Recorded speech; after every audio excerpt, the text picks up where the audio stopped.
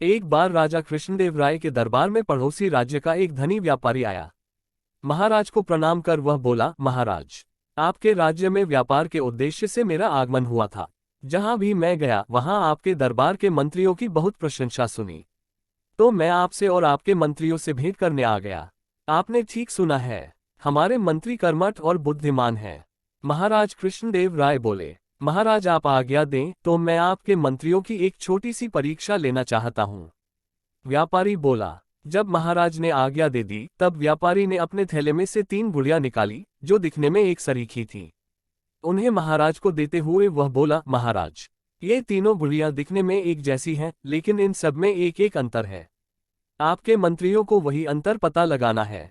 मैं 30 दिनों के उपरांत पुनः दरबार में उपस्थित होऊंगा। आशा है तब तक आपके मंत्रीगण इसका उत्तर ढूंढ लेंगे। इतना कहकर वह चला गया। महाराज ने वो तीनों गुड़ियां तेनालीराम को छोड़कर अपने हर मंत्री को 3-3 दिनों के लिए दी ताकि वे उनमें अंतर ढूंढ सके, लेकिन कोई भी मंत्री इसमें सफल नहीं हो पाया। महाराज ने स्वयं भी उन गुड़ियों में अंतर ढूंढने का प्रयास किया, लेकिन वे भी सफल न हो सके। ऐसे में उन्हें चिंता सताने लगी कि यदि व्यापारी वापस आया और उसे पता लगा कि हमारा कोई भी मंत्री उसके प्रश्न का उत्तर नहीं ढूंढ पाया है, तो ये राज्य के मंत्रियों के साथ साथ पूरे राज्य के लिए लज्जा की बात होगी। व्यापारी के आने में मात्र 3 दिन ही शेष रह गए थे। अब महाराज के पास अपने सबसे विश्वासपात्र तेनालीराम को बुलाने के अलावा कोई चारा शेष न था। उन्होंने तेनालीराम को बुलाया और उसे वह तीनों गुड़ियां देते हुए बोले, तेनालीराम, हमें लगा था कि व्यापारी की दी हुई इन 3 गुड़ियों में अंतर हमारे दरबार के मंत्री ही ढूंढ लेंगे, लेकिन ऐसा हो न सका। हम भी इसमें सफल न हो सके। अब तुम ही हमारी आखिरी आशा हो। हमें तुम पर पूर्ण विश्वास है कि तुम राज्य के सम्मान की रक्षा करोगे। तेनालीराम तीनों गुड़ियां लेकर घर चला गया। 2 दिनों तक बहुत देखने, समझने और सोचने के बाद भी उसे गुड़ियों में कोई अंतर समझ नहीं आया। तीसरे दिन भी वह सोचता रहा और शाम होते तक उसने वह अंतर ढूंढ लिया। रात में वह आराम से सोया और अगले दिन नियत समय पर दरबार पहुंच गया। वहां महाराज कृष्णदेव राय और सारे दरबारी उपस्थित थे, साथ ही पड़ोसी राज्य का व्यापारी भी। महाराज बोले, तेनालीराम, व्यापारी महाशय को तीनों गुड़ियों का अंतर बताओ।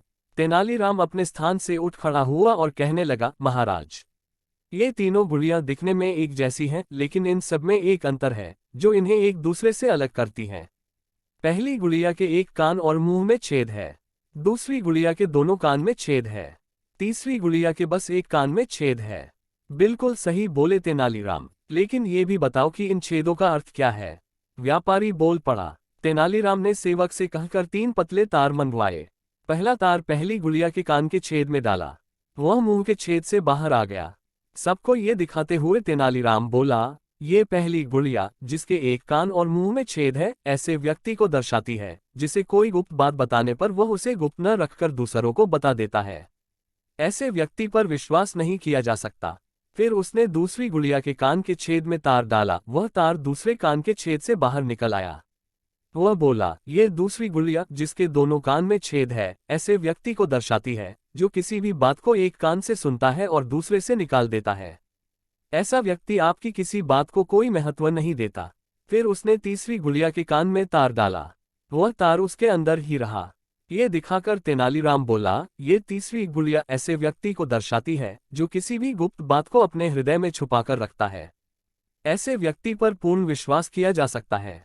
तेनालीराम का उत्तर सुनकर महाराज और व्यापारी प्रसन्न हो गए। उन्होंने उसकी बुद्धिमानी की दिल खोलकर प्रशंसा की और पुरस्कार भी दिए। तब तेनालीराम बोला, महाराज, मैंने आपको इन 3 गुड़ियों के चरित्र का एक अन्य वर्णन भी बताता हूँ। पहली गुड़िया ऐसे व्यक्ति को दर्शाती है जो स्वयं ज्ञान प्राप्त कर वह ज्ञान दूसरों में बांटता है। दूसरी गुड़िया ऐसे व्यक्ति को दर्शाती है जो ज्ञान की बात भी कभी ध्यान से नहीं सुनता। तीसरी गुड़िया ऐसे व्यक्ति को दर्शाती है जो स्वयं तो ज्ञान प्राप्त कर लेता है, लेकिन वह ज्ञान अपने भीतर ही छुपाकर रखता है और कभी दूसरों को नहीं बताता। ये वर्णन सुनकर व्यापारी कहता है, तेनालीराम, तुम्हारे बारे में जितना सुना था तुम उससे भी कहीं अधिक बुद्धिमान हो। व्यापारी महाराज कृष्णदेव राय से विदा लेकर चला जाता है।